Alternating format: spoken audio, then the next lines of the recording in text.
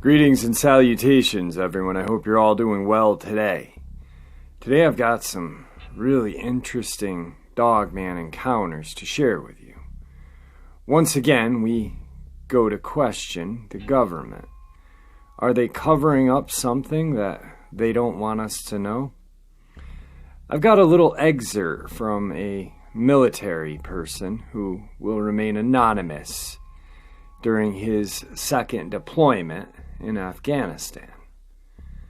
I also have a couple of other Dogman encounters to share with you as well.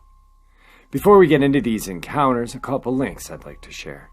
As you know, I rely on my Patreon, my PayPal, and my merch to help this channel to continue to grow and go. All of those links are in the description below. I also have a second channel for creepypasta, fanfiction, and scary voice acting. Stories that really don't fit on this channel. Now, if that's anything you're into, follow that link and give those stories a listen. You may just like what you hear. I also started a GoFundMe page to help raise some money for nerve decompression surgery I'll be having December 3rd. I want to thank everybody who has generously donated to that GoFundMe page. I truly appreciate it.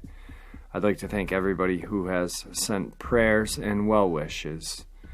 As of right now, I am roughly about $5,000. I need about $1,700 with what has been donated to the GoFundMe page and what I've had saved up and what I've had to put together. I'm about $1,700 shy right now. If that's anything that you're willing to help with, that would be greatly appreciated. I truly appreciate everybody's support. You guys are amazing. I don't know, I can't say anymore how giving you guys have been. It's just been truly amazing. I think there's been about 70 people who have donated to the GoFundMe page, and it's raised almost $2,700. That's an amazing amount of money, and I truly appreciate it. It's amazing. Wow. Anyway, during that time I will be working on a book as well, and everybody who has donated will get a autographed copy of that book when it's out. I don't know how long it'll take me to get it out. I've started working on it periodically, just putting together some stuff. I am in contact with a publishing company who is friends with me, and they're helping me do this. But yeah, it's truly heartwarming to know that I am cared about that much by you guys. So anyway, I've taken enough of your time. Let's get on with these terrifying yet fascinating Dogman encounters, shall we? Today's first encounter: proof of Dogman in Afghanistan. During my second deployment, I was a corpsman in a small JTAC team attached to the Georgian Army, northwest of Sangin. We would patrol to a number of small villages from our PB. It was spring at this point, so it was starting to warm up. During one of our patrols, we went to this village, and a couple of people that lived there, including the village elder, came up to us asking for help about 2 missing villagers. Our patrol goes into the village, and we ask them questions like, are they male or female? Where do they live? When did they go missing? At this point, my Marines and I think that the Taliban kidnapped them for ransom or something. It was 2 adult males that had gone missing 2 days ago. I think they were cousins or somehow related. So we think that it's pretty much confirmed that the Taliban had kidnapped them. on our way to the hut and asked them if the Taliban had been in their village and if anyone had heard them getting kidnapped. They tell us that the Taliban have not been to their village since last summer and the Taliban did not kidnap them. They tell us that the night that they went missing, everyone heard loud, deep growling coming from their hut. We get to their hut and we see a bunch of gashes on the hut. At first, we thought they were from machetes, but when we got closer, we saw that it was 3 lines, like scratches, like huge cat scratches in the front of the hut. Each 3 jagged scratches were about as long as from my fingers to my elbows. At that point, we go into the house, and it's all ripped apart. At first, it looked like it had been ransacked, but no, a bunch of stuff was just ripped up, like clothes, blankets, with no blood anywhere.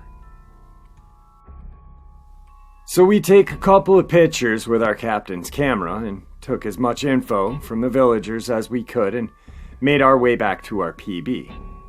We reported to our TOC about the missing villagers, and they said they would forward the info to the Afghan police in the area. What a laugh. After that, we started patrolling the villages around the one that the missing villagers were from, in case the Taliban were trying to get into the villages. But we were all really stumped from what we had saw in that hut. There had been no blood whatsoever, along with a bunch of claw marks. The villagers had said that the Taliban had not been in their village for 7+ months, so we had no idea what had happened to them. We kind of forgot about the missing villagers in the coming weeks because the fighting season was almost here. Temps were coming back up and the Taliban were being spotted out more. It was about 2 to 3 weeks after the missing villagers that we started seeing a spotter on the hill about 1.5 kilometers away, just standing and looking at our PB. So of course this is a bad sign and that the Taliban are starting to come out of hiding. Well, he was always up there around noonish, just watching us. We tried to get a good view of him, although our ACOGs, binos, and scope from any M24 that we had, but he always was in a shadow or too far away.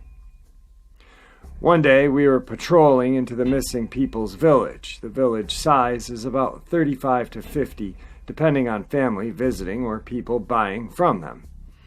Well, we get near the village and no one is around.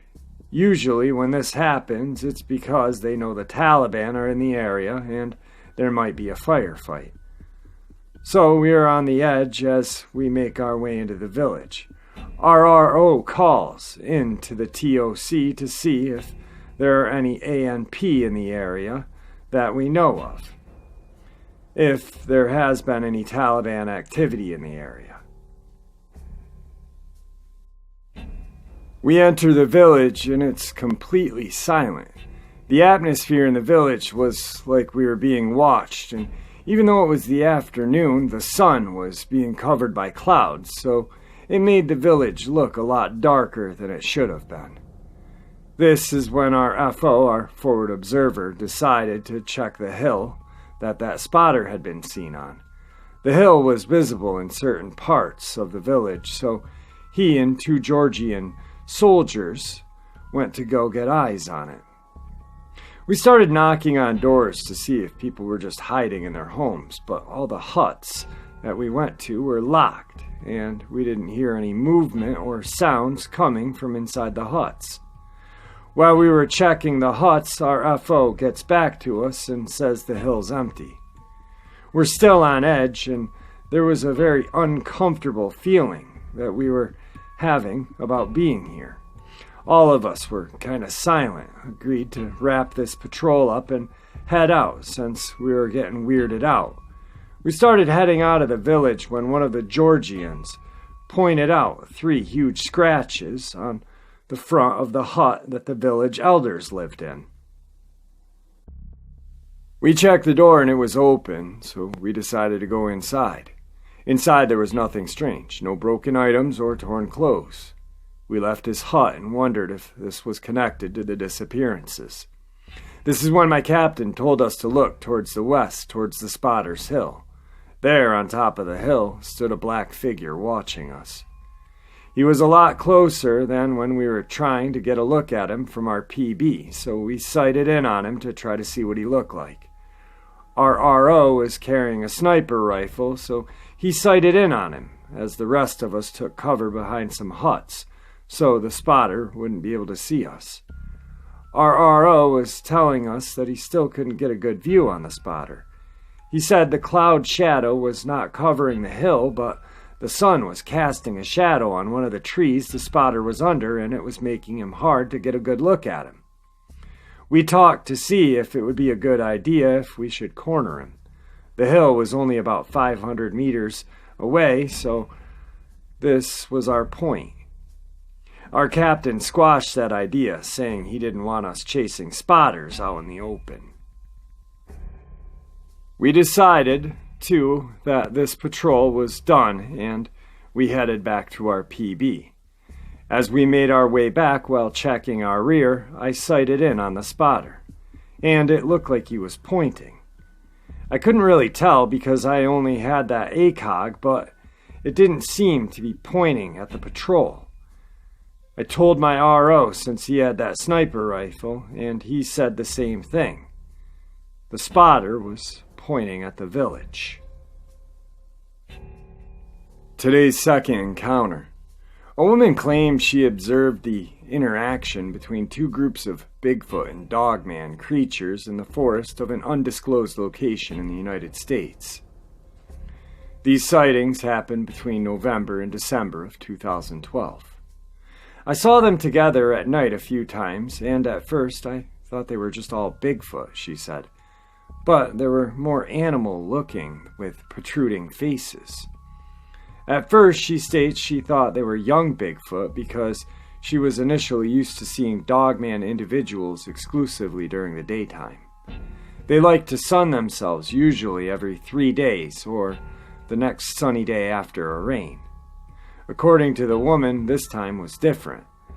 The two unproven animal species were sharing the same space, in what she says looked like some sort of symbiotic relationship. I got the impression they were tolerant of each other, although the Bigfoot seemed in charge. It reminded me of a relationship between hippos and crocodiles. The hippos rule the river and they share the territory, but both don't want to mess with each other out of fear of being harmed, she explains. I watched them as they peeked from the bush. They were visibly bold, easier to make out than the Bigfoot. They were very unorganized when they moved. They moved as individuals without cover from the others. If one wanted to move, it would just move. They were also not experts in hiding, although they did try to camouflage. Some like to stand in the V part of the tree trunks and weave dead brush around them. The way they weaved the brush reminded me of a spider web. They were very alert to their surroundings and seemed to notice me when I tried to photograph them. That's when they would freeze, point and stare. She describes the animal as being the size of a man with pointed ears placed on top of their heads. Their bodies were reportedly covered in brown patchy hair and had human-like fingers with thick claws.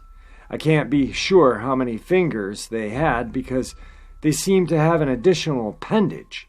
It was on top of their hand, along their wrist area. They liked to point by raising their arm up and extending it in front of them, and they would use their index finger. They carried their arms a certain way, with their elbows against their sides and their forearms in front with their palms facing down. The smallest I could see were about 2 feet tall. I think they were babies. They must communicate, but I don't know how. Possibly through sense or nonverbal language. She believes urban expansion is the reason these two purported species have been forced to tolerate each other. One of the best places to live and fastest growing city in the state, they cut large sections of forest. And with the closing of mines, I had a feeling it was these circumstances that brought them together. She states she doesn't know where the Dogman creature live, but suspects they could be taking shelter inside a few old mines in the area, only venturing into the forest to gather food, such as raccoons, dogs, cats, rabbits, and other small forest animals. Many of the animals she was familiar with, she explains, have now gone missing. And it appears that food is not the only thing these purported beasts are after. She believes these are dangerous animals, are highly intelligent and capable of just more than hunting. Some appeared to be wearing ornate objects. They liked shiny things, while others wore trophies of animal skins on their head, necks, and shoulders. The real dangerous-looking ones carried weapons or metal objects in their hands. Everything about them screamed dangerous. Today's third encounter is a possible Sasquatch, possible Dogman, or unidentified cryptid. In the evening of September 10, 2018, a man was driving down a rural road in Derry Township in Westmoreland County, Pennsylvania. It was a rainy night when his headlights caught something about 75 feet ahead of him. It seemed to appear out of nowhere. Whatever it was in the middle of the road and moving from left to right. The witness said when he first saw this being, he at first thought it was just fog. He soon realized there was no fog in the surrounding area. The witness said it was hard to describe what he saw, and that it was humanoid form that was foggy or misty in appearance. The man stated that it was a foggy white form. It was about 6.5 to 7 foot tall. The creature seemed to be somewhat stooped as it moved. The physical traits that stood out were the large muscular shoulders and small waist. There was a head, but he couldn't clearly see it. The arms and legs were also not clearly discernible. The witness observed the creature from his left side for several seconds. The creature crossed the road and entered into a field where it seemed to just vanish. The man couldn't see its feet and stated that it moved almost like it was floating. The witness didn't notice a smell or sound during the observation. Wow. So, the first encounter, I'm going to be doing a little more research, and when more reports come my way, I will have them to you.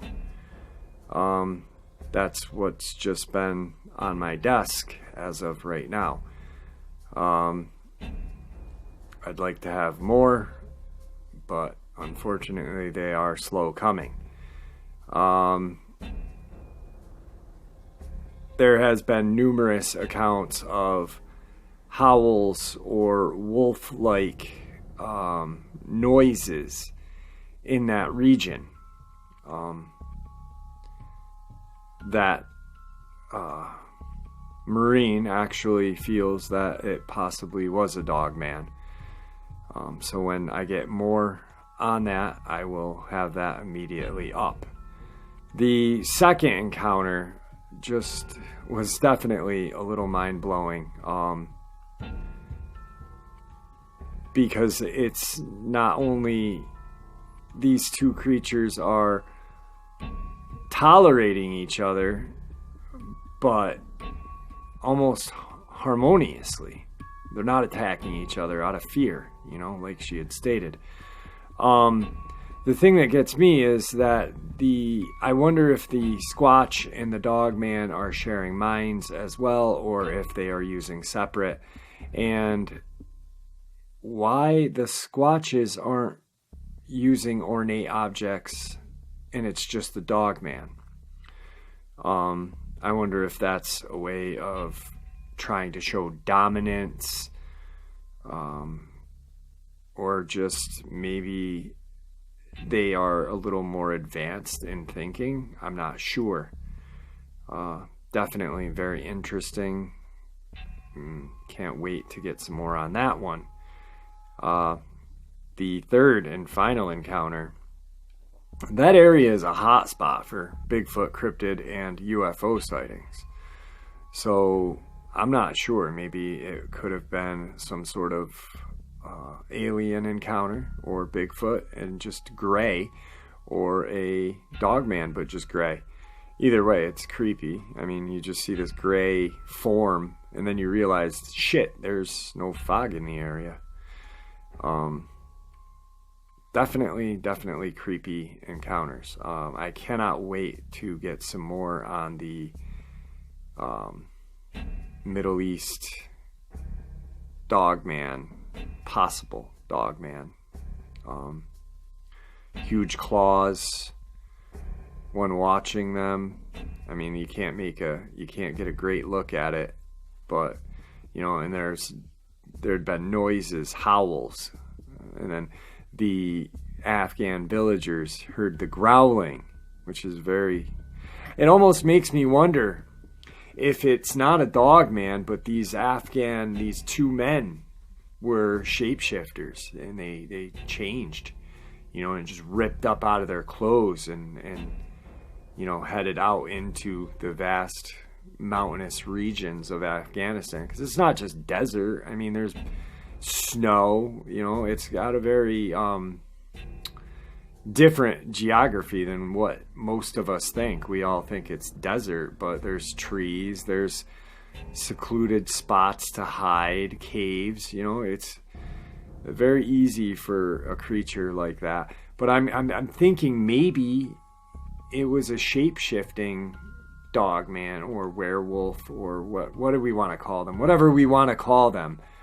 And then maybe they were watching when the troops came in and talked to the elders, and they didn't like that they had been speaking to the Americans, or the army, or it could have been even the Afghan police at that, and they just came and they took everyone out of the village, and that's why those claw marks were left in the elders' hut like that. I'm not really sure. Very interesting. Very, very interesting. Anyway, like I said, I'm working on so much right now. I just want to get as much in before surgery. I'm going to do a little bit of kind of what's going to happen during... What I'm going to do is I'm going to probably record as much as I can. And then probably figure out a way of uploading what I've recorded, send it to a friend of mine. I got 2 friends that I really trust who have YouTube channels themselves, and possibly having them put them up on my channel for me. I'm not really sure. I just don't want things to, falter while I'm, because I'm not going to be able to put anything up for 5 days at that. But, at home, I'm not going to be able to record.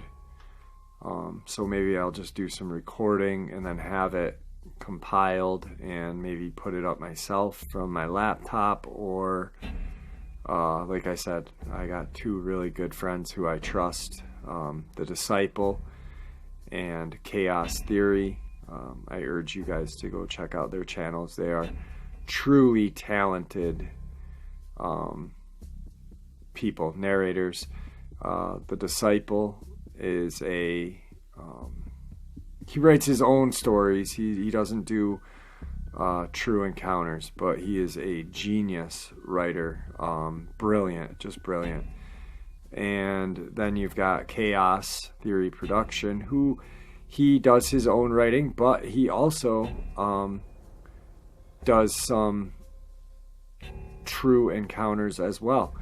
I may be doing some stuff with him, talking about Dogman, Sasquatch, and alien encounters coming up here soon after surgery.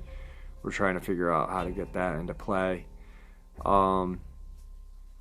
But yeah, so that's where I'm at right now. I'm trying to get that figured out. And once again, I want to thank everybody. I mean, there's literally been 70 people who have donated. And I cannot believe it's $2,600 or $2,700, something like that. And it just blew my mind when I realized that, 70 people had donated that much. Just amazing, and it doesn't have to be like $10, $20. It could be $1. It all adds up. And like I said, anybody who does donate to the GoFundMe, whether it be $1 to $20 or whatever, you will get an autographed copy of my book. Anyway, with that, I want to bid you farewell, and I hope to be recording tomorrow night. Hopefully I feel as good as I have for the last 2 days and be able to put something up. So have a good night, guys. Thanks.